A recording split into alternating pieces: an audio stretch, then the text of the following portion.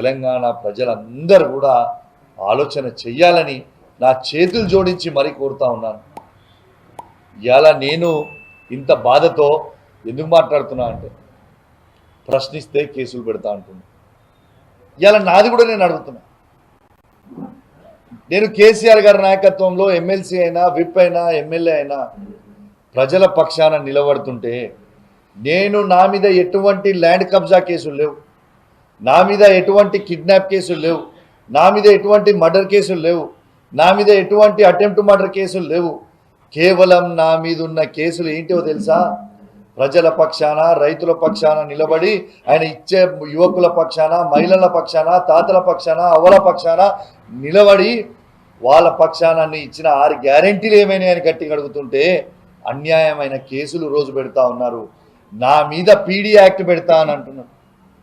దేనికోసం పెడతావు? ఈ సంవత్సరంలో ప్రజల కోసం నేను ప్రశ్నిస్తే నా మీద 28 కేసులు పెట్టి నన్ను ఇబ్బంది పెట్టే ప్రయత్నం చేస్తాను. నా మీద ఏమి రేవంత్ రెడ్డి గారి లాగా 89 కేసులు లేవు. మళ్ళీ రేవంత్ రెడ్డి గారి ఫస్ట్ 2002 కేసులు ఏం కేసు తెలుసా? ఫస్ట్ ఆయన జీవితంలో మొట్టమొదటి కేసు, ఇది నా సొంత కవిత్వం కాదు, ఆయన ఎలక్షన్ అఫిడవిట్లో డిక్లేర్ చేసింది. 2002లో ఆయన సొంత case, first case cheating case, land grabbing case. మరి ఆయన లెక్క నేను ల్యాండ్ గ్రాబర్ కాదు, ఆయన లెక్క నేను చీటర్ని కాదు, ఆయన లెక్క నేను బ్లాక్ మెయిలర్ని కాదు, రేవంత్ రెడ్డి లెక్క మోసగాని కాదు, రేవంత్ రెడ్డి గారి లాగా ఇలా ఎవరు పడితే వాళ్ళని బ్లాక్మెయిల్ చేసేటోని కాదు. పీడీ యాక్ట్ అనేది ఫస్ట్ పెడితే 89 కేసులున్న రేవంత్ రెడ్డి మీద పెట్టాలి తప్పితే నా మీద కాదు.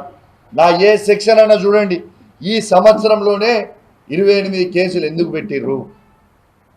నా హుజురాబాద్ నియోజకవర్గ ప్రజల్లారా మరియు యావత్ తెలంగాణలో ఉన్న ప్రజల్లారా మీ పక్షాన నిలబడతా ఉంటే ఇన్ని కేసులు పెట్టి ఇబ్బందులు పెడతా ఉన్నారు.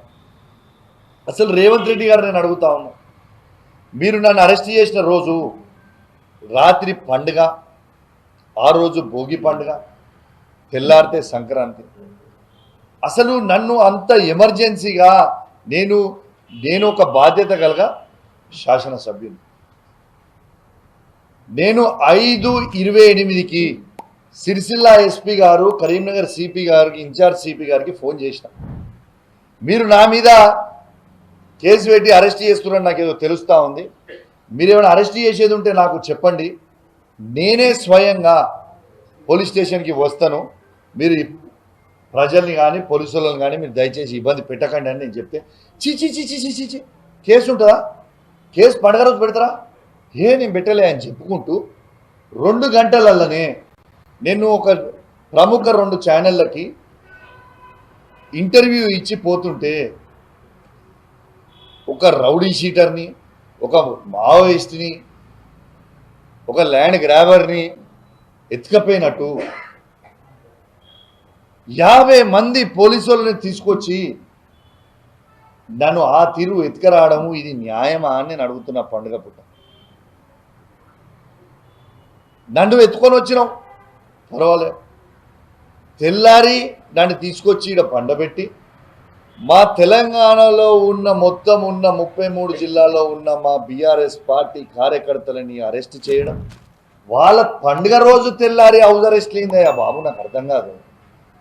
సరే మా వాళ్ళని అరెస్ట్ చేసినావు సరే, మరి కనీసం పాపము ఆ పోలీస్ వాళ్ళకు కూడా కుటుంబ సభ్యులు ఉంటారు, ప్రెస్ మిత్రుల కుటుంబ సభ్యులు ఉంటారు, వాళ్ళని కూడా పండుగ చేసుకొని ఇవ్వకుండా అందరినీ రోడ్ల మీద పెట్టి జైల్లో పెట్టుడు, అరెస్ట్ చేసుడు అంటే ఇది ఎంతవరకు కరెక్ట్ అని నేను అడుగుతా ఉన్నా.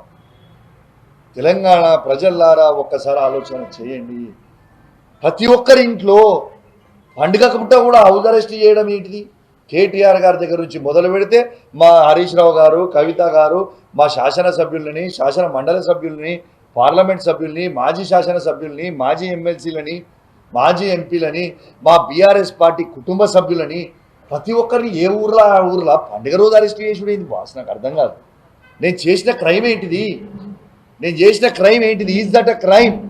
ఒక పార్టీ మీద గెలిచి ఒక పార్టీ అమ్ముడు పోయి మా కేసీఆర్ గారు బొమ్మ మీద గెలిచి బీఫామ్ మీద గెలిచి అమ్ముడు ఎందుకు పోయినావు నువ్వు, అసలు ఏ పార్టీ అని అడగడమే క్రైమ్ అయితే రివ్యూ మీటింగ్లా?